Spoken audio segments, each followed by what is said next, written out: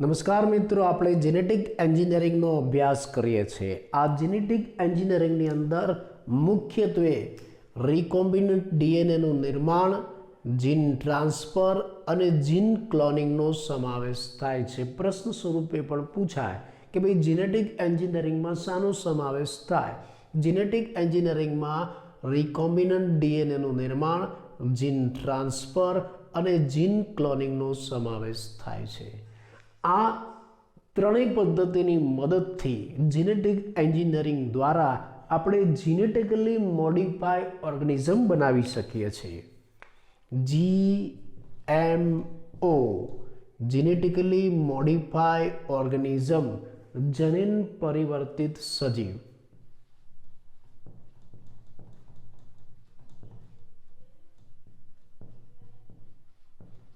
જનીન પરિવર્તિત સજીવ। આમ તમારે જનીન પરિવર્તિત સજીવ બનાવવો હોય તો એમાં મૂળભૂત રીતે મુખ્યત્વે 3 સ્ટેપનો સમાવેશ થાય છે। કયા 3 સ્ટેપનો સમાવેશ થાય? પ્રશ્ન સ્વરૂપે પણ પૂછાય કે ભાઈ જનીન પરિવર્તિત સજીવ બનાવવા માટે મૂળભૂત રીતે કયા 3 તબક્કા અથવા તો કયા 3 સ્ટેપનો સમાવેશ થાય છે? તો અહીંયા એ 3 સ્ટેપ આપેલા છે। પહેલા સ્ટેપમાં તમારે શું કરવાનું? માની લો કે તમારે જનીન પરિવર્તિત સજીવ બનાવવો છે તો પહેલા સ્ટેપમાં તમે શું કરશો? પહેલું, તમે ઈચ્છિત જનીનવાળા ડીએનએને ઓળખશો। એટલે પહેલું કામ આપણે શું કરવાનું? ઈચ્છિત જનીનવાળા ડીએનએને ઓળખવાનું। પછી આ ઓળખાયેલા ડીએનએ છે એનો યજમાનમાં પ્રવેશ કરાવવાનો। યજમાનમાં પ્રવેશ કરાવો પછી શું? આ જે ડીએનએ જે યજમાનમાં પ્રવેશ પામેલો છે એની યજમાનમાં જાળવણી કરવી અને એ ડીએનએનું એની સંતતિઓમાં સ્થાનાંતરણ કરાવવું। એની સંતતિઓમાં એ ડીએનએ ઉતરી આવે એવો પ્રયત્ન કરવો।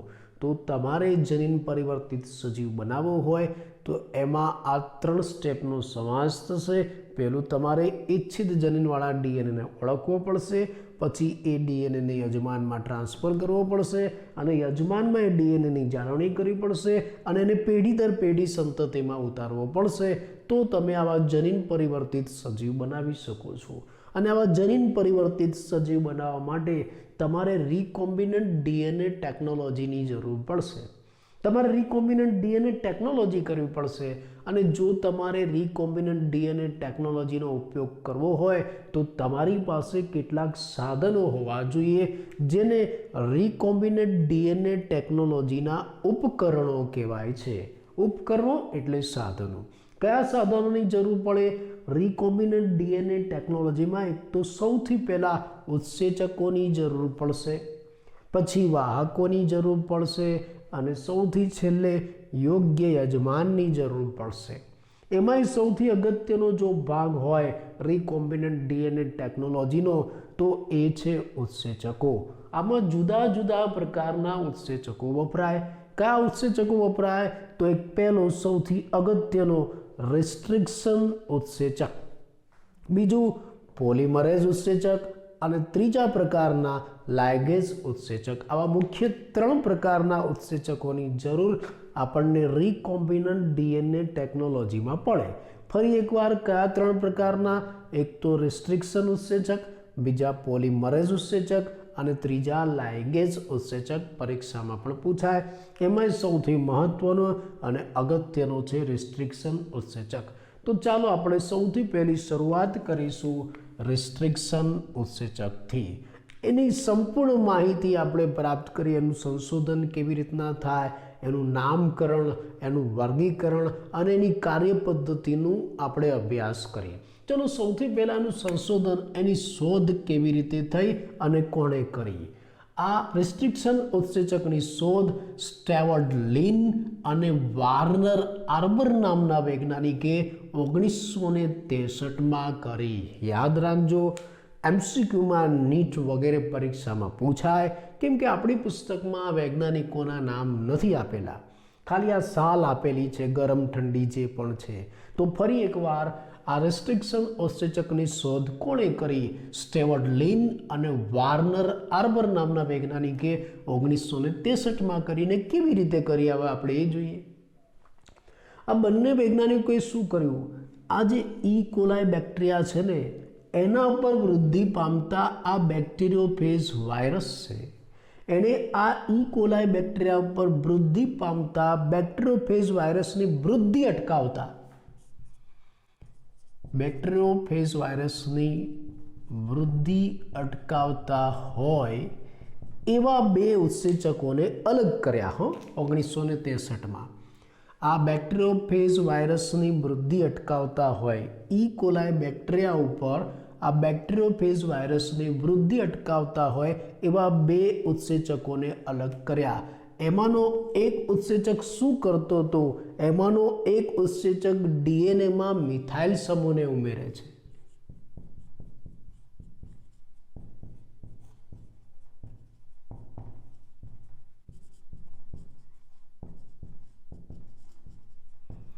અને બીજો ઉત્સેચક ડીએનએને કાપે છે. આવા બે ઉત્સેચકો એને અલગ કર્યા. શેમાં? ઈ કોલાઈ બેક્ટેરિયા ઉપર જે બેક્ટેરિયોફેજની વૃદ્ધિ થાય છે એ બેક્ટેરિયોફેજની વૃદ્ધિ અટકાવતા અને બે ઉત્સેચકો અલગ કર્યા. એમાંનો એક ઉત્સેચક ડીએનએમાં મિથાઇલ સમૂહને ઉમેરતો હતો અને બીજો ડીએનએને કાપતો હતો. આમાં જે બીજો છે જે ડીએનએને કાપે છે એને રિસ્ટ્રિક્શન એન્ડોન્યુક્લિયેઝ એવું નામ આપવામાં આવ્યું. આ જે બીજો છે કે જે ડીએનએને કાપે છે એને રિસ્ટ્રિક્શન એન્ડોન્યુક્લિયેઝ ઉત્સેચક એવું નામ આપવામાં આવ્યું. તો આ રીતે રિસ્ટ્રિક્શન એન્ડોન્યુક્લિયેઝ ઉત્સેચકની શોધ થઈ 1963માં. કોણે કરી? સ્ટેવર્ટ લિન અને વાર્નર આર્બરે.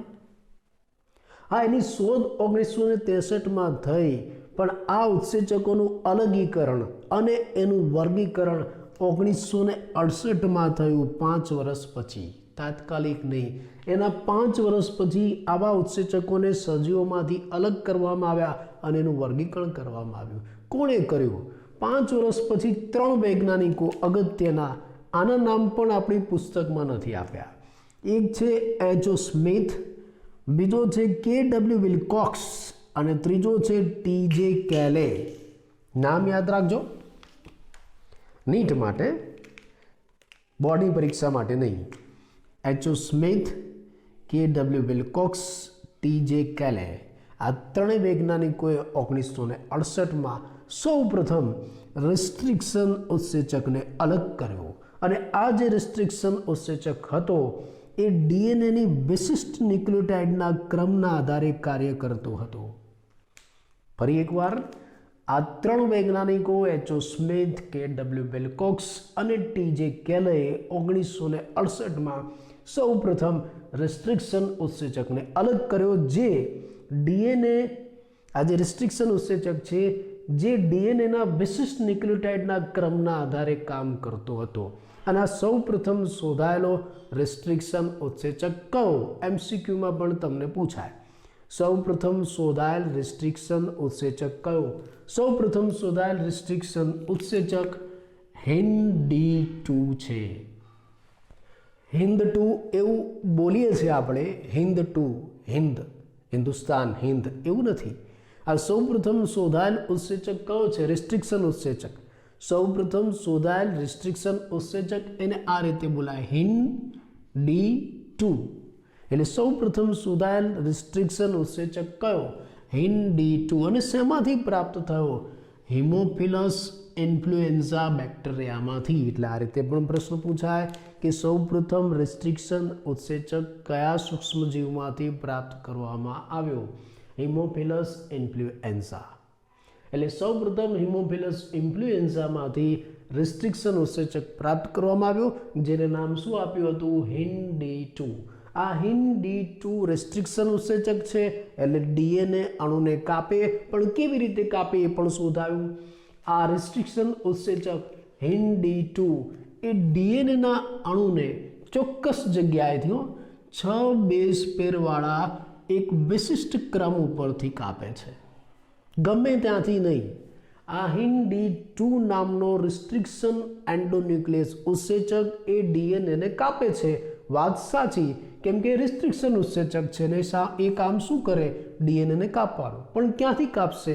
ચોક્કસ ક્રમ ઉપરથી, 6 બેઝ પેરવાળા એક વિશિષ્ટ ન્યુક્લિયોટાઇડના ક્રમ ઉપરથી કાપે છે. અને આ ચોક્કસ ન્યુક્લિયોટાઇડનો ક્રમ છે કે જ્યાંથી આ રિસ્ટ્રિક્શન ઉત્સેચક ડીએનએને કાપે છે એને રિકોગ્નિશન સિક્વન્સ કહેવાય. યાદ રાખજો, જે જગ્યાએથી રિસ્ટ્રિક્શન ઉત્સેચક અથવા તો જે ક્રમ ઉપરથી રિસ્ટ્રિક્શન ઉત્સેચક ડીએનએને કાપે છે એ ક્રમને શું કહેવાય છે? Recognition sequence. ગુજરાતી જો આપણે કરવું હોય તો ઓળખ ક્રમ.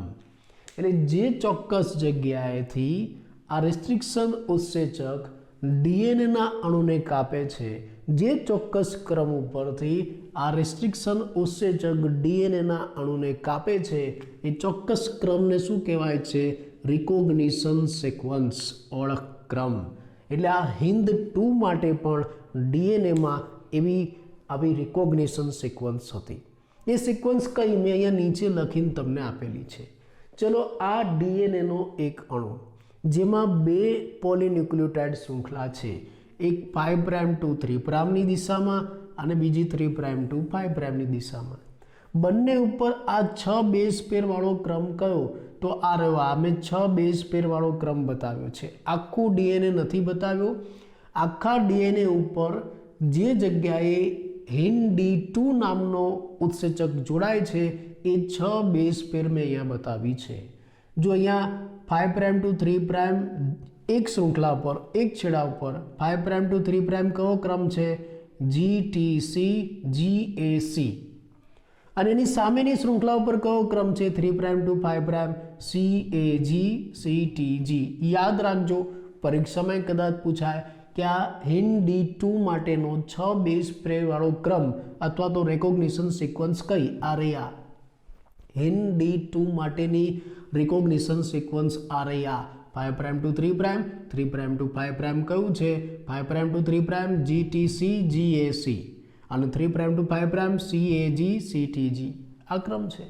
અને આ જે ડીએનએ ઉપર ન્યુક્લિયોટાઇડનો ક્રમ છે 6 બેઝ પેર વાળો, એમાં આ HindD2 નામનો ઉત્સેચક જોડાય છે અને આ ચોક્કસ જગ્યાએ તેને કાપે છે. અહીંથી કાપે, અહીંથી 2 ભાગ કરી નાખે એટલે અડધી શૃંખલા આ બાજુ આવતી રહેશે, અડધી આ બાજુ. આ 6 ને આ રીતે કાપશે. એક બાજુ GTC CAG, બીજી બાજુ GAC CTG. આવા 2 છેડા તૈયાર થશે. તો આ સૌપ્રથમ શોધાયેલ ઉત્સેચક, રિસ્ટ્રિક્શન ઉત્સેચક કયો? HindD2. અને ત્યાર પછી અત્યાર સુધીમાં 900 જેટલા રિસ્ટ્રિક્શન ઉત્સેચકો શોધાઈ ગયા છે, 900 થી પણ વધારે. અને કોનામાંથી? બેક્ટેરિયામાંથી. 230 થી વધારે બેક્ટેરિયાની જાતિમાંથી આવા 900 થી વધારે રિસ્ટ્રિક્શન ઉત્સેચકો શોધાઈ ગયા છે. અને દરેકને અલગ અલગ નામ આપવામાં આવે છે. જેમ આને શું નામ આપ્યું છે? HindD2. એમ આવા 900 રિસ્ટ્રિક્શન ઉત્સેચક છે, દરેકને અલગ અલગ નામ આપવામાં આવે છે. આ નામ કેવી રીતે અપાય? હવે આપણે એનું નામકરણ જોઈશું. આ રિસ્ટ્રિક્શન ઉત્સેચકની આપણે સંશોધન જોયું. હવે આપણે એનું નામકરણ જોઈશું, કેમ કે આપણી પાસે તો ઘણા બધા રિસ્ટ્રિક્શન ઉત્સેચકો છે. બેક્ટેરિયામાંથી 230 જાતિની બેક્ટેરિયા છે, એમાંથી આપણે 900 થી વધારે રિસ્ટ્રિક્શન ઉત્સેચકો શોધી નાખ્યા છે. એ બધાને ઓળખવા માટે આપણે એને નામ આપવું પડશે. એ નામકરણ કેવી રીતના થાય? તો આ રિસ્ટ્રિક્શન ઉત્સેચકોનું નામકરણ એક ટ્રેડિશનલ મેથડ દ્વારા થાય છે, એક પરંપરાગત પદ્ધતિ દ્વારા થાય છે.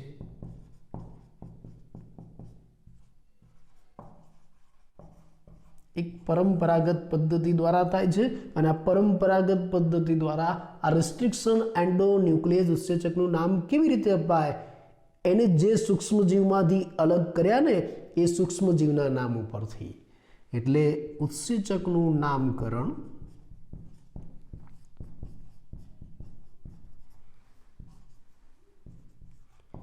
સૂક્ષ્મજીવો, બેક્ટેરિયા જેવા કોઈ આદિકોષ કેન્દ્રી વગેરે કે અન્ય આદિકોષ કેન્દ્રીના નામ પરથી અપાય છે, નામ પરથી કરાય છે. આ રિસ્ટ્રિક્શન ઉત્સેચકનું નામકરણ એ ઉત્સેચક આપણે જે સૂક્ષ્મ જીવમાંથી અથવા તો કોષમાંથી પ્રાપ્ત કરેલો છે એના નામ ઉપરથી કરાય છે. કેવી રીતે કરાય તો આપણે એનો નિયમ કહીએ. મોટે ભાગે આ ઉત્સેચકનું નામ છે ને એ 5 અક્ષરોનું બનેલું હોય. જો અહીંયા છે 1 2 3 4 ને 5 5 અક્ષરોનું બનેલું હોય છે. નામકરણ મોટે ભાગે 5 અક્ષરોનું છે. હવે શું કરવામાં આવશે? એમાં પહેલો અક્ષર, આ ઉત્સેચકના નામનો પહેલો અક્ષર ક્યાંથી લેવામાં આવે છે? આ જે સૂક્ષ્મ જીવ છે ને એની પ્રજાતિમાંથી, સૂક્ષ્મ જીવની પ્રજાતિનો પહેલો અક્ષર. એટલે આ સૂક્ષ્મ જીવની પ્રજાતિનો જે પહેલો અક્ષર છે ને એ ઉત્સેચકના નામનો પહેલો અક્ષર બનશે. પછી બાકીના 2 અક્ષર એના પછીના 2 અક્ષર એ ક્યાંથી લેવાના? આ સૂક્ષ્મ જીવની જાતિના 2 અક્ષર લેવાના.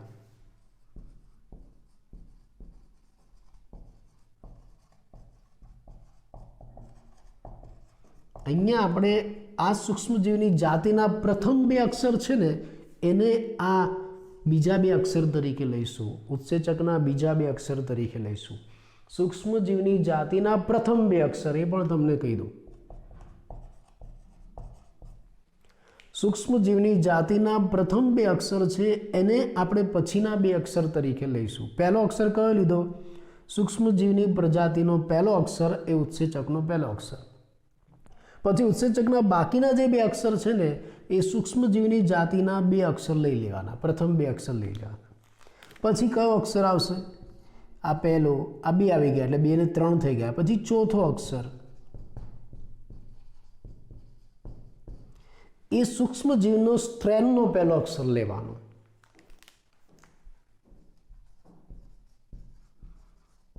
સૂક્ષ્મજીવની સ્ટ્રેનનો પ્રથમ અક્ષર એ ઉત્સેચકનો ચોથો અક્ષર. સૂક્ષ્મજીવની સ્ટ્રેનનો પહેલો અક્ષર એ ઉત્સેચકનો ચોથો અક્ષર. અને 5મો અક્ષર છે ને રોમન અંક છે. ઉત્સેચકમાં જે 5મો અક્ષર છે ને એ તો રોમન અંક છે. એ રોમન અંક કયો આપવાનો? એ રોમન અંક તમે આ સૂક્ષ્મજીવમાંથી આ જે ઉત્સેચકની શોધ કરી એ કયા નંબરની શોધ છે, કયા નંબરનો ઉત્સેચક છે? કે ભાઈ આ સૂક્ષ્મજીવમાંથી શોધાયેલો પહેલો ઉત્સેચક તો રોમન અંક 1 આપો. આ સૂક્ષ્મજીવમાંથી શોધાયેલા બીજો ઉત્સેચક તો રોમન અંક 2 આપો. આ સૂક્ષ્મજીવમાંથી શોધાયેલા ત્રીજો ઉત્સેચક તો રોમન અંક 3 આપો. તો આ રીતે ઉત્સેચકોનું નામકરણ થાય. યાદ રાખજો, પરીક્ષામાં પણ પૂછાય. હું તમને ઉદાહરણ આપીશ એટલે સ્પષ્ટ ખ્યાલ આવશે. અત્યારે આ મુદ્દા યાદ રાખો. દેખાય છે? ઓકે, ચલો ફરી એકવાર થોડું કહી દઉં કે ભાઈ તમારી પાસે 900થી પણ વધારે આટલા બધા રિસ્ટ્રિક્શન ઉત્સેચકો છે. આપણે એને ઓળખવા છે તો એને નામ આપવા પડશે. અને એનું નામકરણ એક પરંપરાગત પદ્ધતિથી થાય છે. જેમાં એનું નામકરણ કેવી રીતે થશે? જે સૂક્ષ્મજીવમાંથી એને શોધ્યા છે, અલગ કર્યા છે એ સૂક્ષ્મજીવના નામ ઉપરથી. અને નામકરણનો નિયમ શું છે આપણે જોઈએ. તમે જે ઉત્સેચકનું નામકરણ કરો છો ઉત્સેચકનું નામ મોટે ભાગે 5 અક્ષરોનું થશે. મોટે ભાગે, પછી ઘણામાં બદલાય ખરા હો. મોટે ભાગે 5 અક્ષરનું થશે. એમાં પહેલો જે અક્ષર છે ને એ આ જે સૂક્ષ્મજીવ છે એના પ્રજાતિનો પહેલો અક્ષર આવશે. પછી 2 અક્ષર એક સાથે આવશે ને એ 2 અક્ષર કોના લેવાના? આ જે સૂક્ષ્મજીવ છે એની જાતિના પહેલા 2 અક્ષર લઈ લેવાના. પછી સીધો ચોથો અક્ષર આવશે, કેમ કે પહેલો, બીજો, ત્રીજો અહીંયા આવી ગયો. ચોથો અક્ષર આ જે સૂક્ષ્મજીવ છે એની સ્ટ્રેનનો પહેલો અક્ષર લઈ લેવાનો. અને 5મો અક્ષર એક રોમન અંક છે, આંકડો છે. એ આંકડો કેવી રીતના આપીશું? આ ઉત્સેચક આપણે આ સૂક્ષ્મજીવમાંથી પ્રાપ્ત કર્યો, પણ કયા નંબરમાં, કયા ક્રમમાં પ્રાપ્ત કર્યો એ ક્રમ અહીંયા લખવાનો.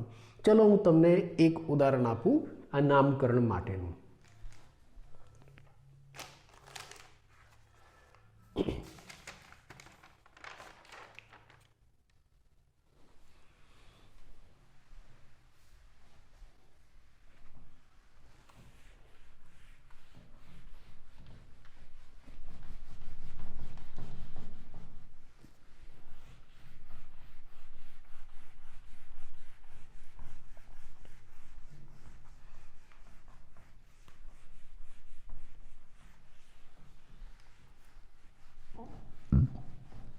ચલો પહેલું ઉદાહરણ આપણે આ પહેલા જ ઉત્સેચકનું લઈ લઈએ.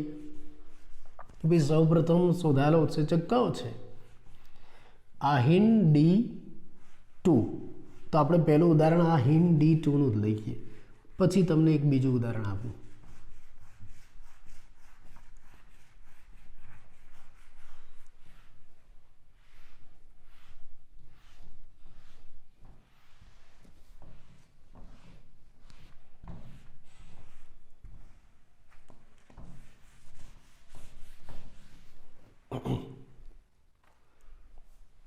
આહીન D2 નું ઉદાહરણ આપણે લઈએ. શું નામ છે ઉત્સેચકનું? હીન D2.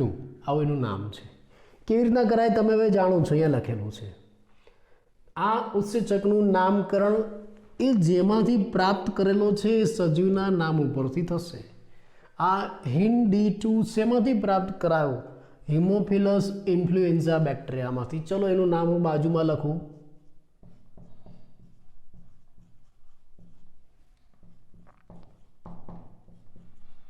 હિમોફિલસ સ્પેલિંગ યાદ રાખજો. Influenza D.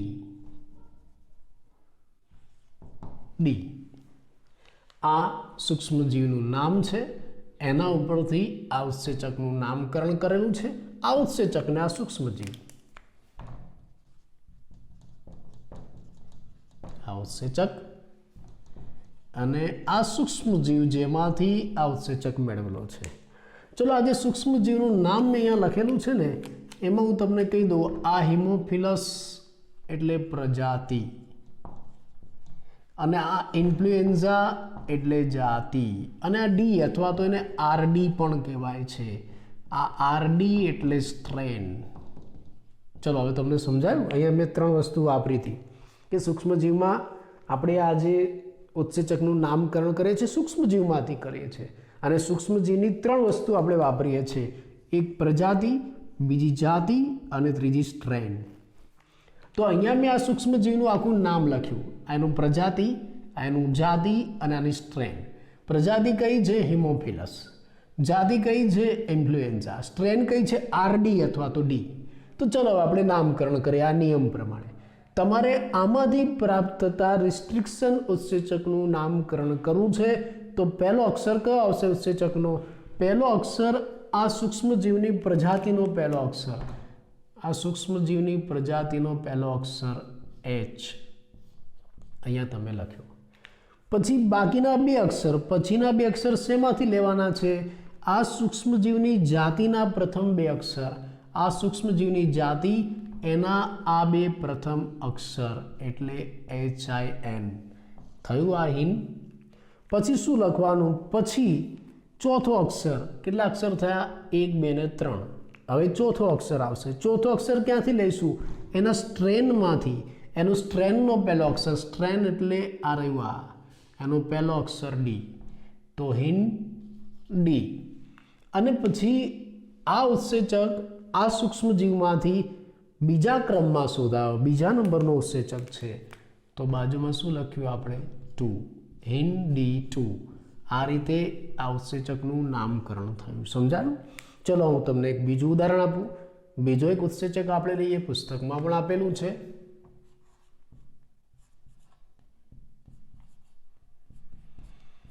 આ ઉત્સેચકનું નામ ઇકો R1. Eco R1. આ ઇકો R1 ઉત્સેચક શામાંથી શોધાયેલો છે એ સૂક્ષ્મજીવનું નામ તમને આપી દઉં.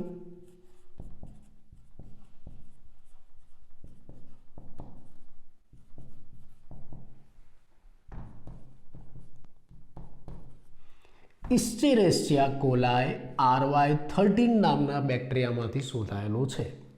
આ જે ઇકો R1 નામનો રિસ્ટ્રિક્શન ઉત્સેચક છે એ ઇસ્ચેરેસિયા કોલાય RY13 નામના બેક્ટેરિયામાંથી શોધાયેલો છે. ઇસ્ચેરેસિયા કોલાય, બરાબર, નામ યાદ રાખજો. સ્પેલિંગ પણ મેં અહીંયા લખેલો છે, ઇસ્ચેરેસિયા કોલાય. ઇસ્ચેરેસિયા કોલાય. હો, તો ચલો આ રીતે આપણે આ ઉત્સેચકનું નામકરણ કરીએ. ઉત્સેચકના નામકરણમાં પહેલો અક્ષર કયો લેવાનો? તો આમાં હું તમને કહી દઉં, આ ઇસ્ચેરેસિયા કોલાય RY13 છે, એમાંથી આ ઇસ્ચેરેસિયા એ પ્રજાતિ કહેવાય, આ કોલાય એ જાતિ કહેવાય, અને RY13 એ સ્ટ્રેન કહેવાય. સમજાઈ ગયું? આ ત્રણનો ઉપયોગ કરીને આપણે નામ બનાવવાનું છે. ચલો, પહેલો અક્ષર, ઉત્સેચકનો પહેલો અક્ષર કયો લેવાનો? આ પ્રજાતિના નામનો પહેલો અક્ષર એ ઉત્સેચકનો પહેલો અક્ષર ઈ. આવી ગયું? પછી બીજા બે અક્ષર શામાંથી લેવાના છે? જાતિમાંથી. આ જાતિના પ્રથમ બે અક્ષર એ ઉત્સેચકના બાકીના બે અક્ષર કો, ઈ કો. પછી 1, 2 ને 3 અક્ષર થયા. ચોથો અક્ષર એ આ સ્ટ્રેનનો પહેલો અક્ષર એ ઉત્સેચકનો ચોથો અક્ષર આર.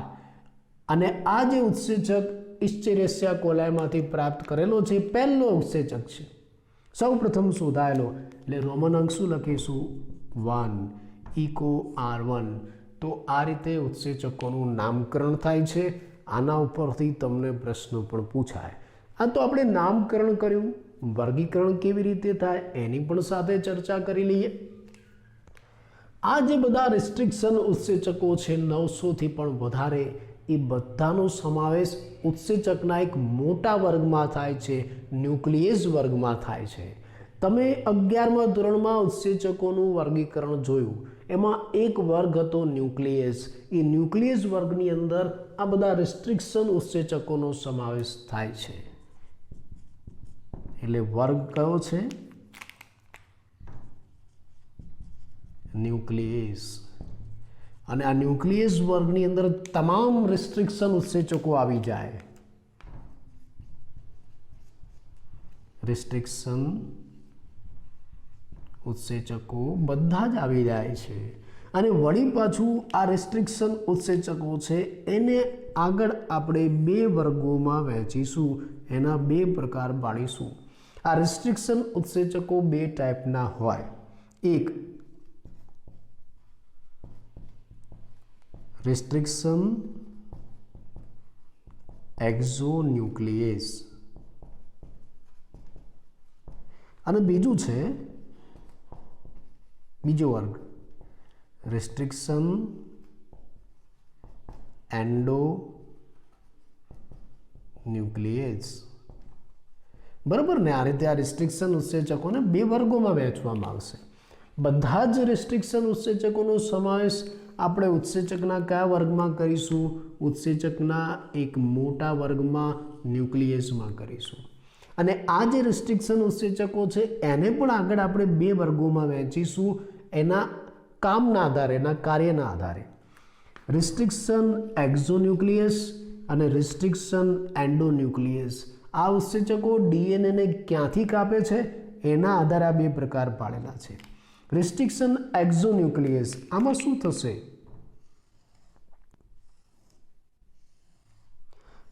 માન લો કે આ ડીએનએ છે, આવી બે શૃંખલા,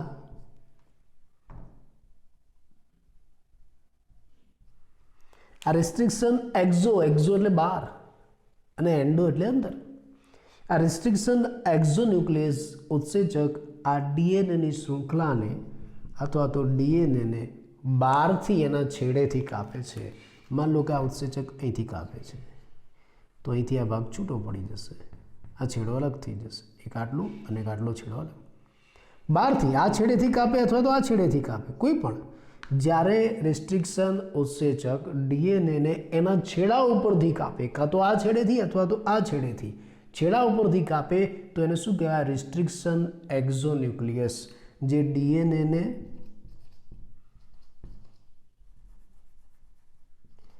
તેના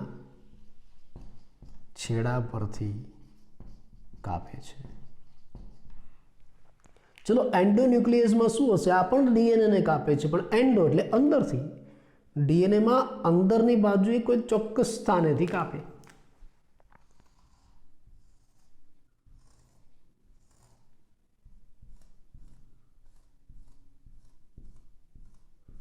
આ ડીએનએ છે, બે શૃંખલા આ ડીએનએ છે. આ રેસ્ટ્રિક્શન એન્ડોન્યુક્લિયસ શું કરશે? આ રેસ્ટ્રિક્શન એન્ડોન્યુક્લિયસ કોઈ ચોક્કસ જગ્યાએથી આ ડીએનએને કાપે છે. માન લો કંઈથી કાપે અને અહીંથી કાપે, એટલે આ રીતે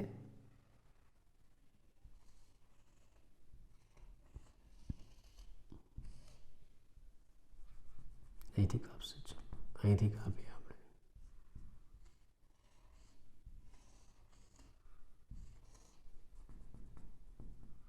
આ રીતે કપાશે. એક અહીંથી કાપે છે ને એક અહીંથી કાપે છે. તો જો અહીંયા આ રેસ્ટ્રિક્શન એન્ડોન્યુક્લિયસ ઉત્સેચક, એન્ડો એટલે અંદરથી, એ ડીએનએને અંદરથી કાપે છે, છેડેથી નહીં, અને અંદર પણ કોઈ ચોક્કસ સ્થાનેથી ચોક્કસ ક્રમમાં કાપે છે, એટલે એને રેસ્ટ્રિક્શન એન્ડોન્યુક્લિયસ કહેવાય છે. તો અહીંયા આપણે આ રેસ્ટ્રિક્શન ઉત્સેચક છે એનું સંશોધન કેવી રીતે થયું એની વાત કરી, પછી આપણે એનું નામકરણ પણ કર્યું અને એનું વર્ગીકરણ પણ કર્યું. અને હવે આ રેસ્ટ્રિક્શન ઉત્સેચક કાર્ય કેવી રીતના કરશે, કામ કેવી રીતના કરશે, આપણે એની કાર્ય પદ્ધતિનો અભ્યાસ કરીએ.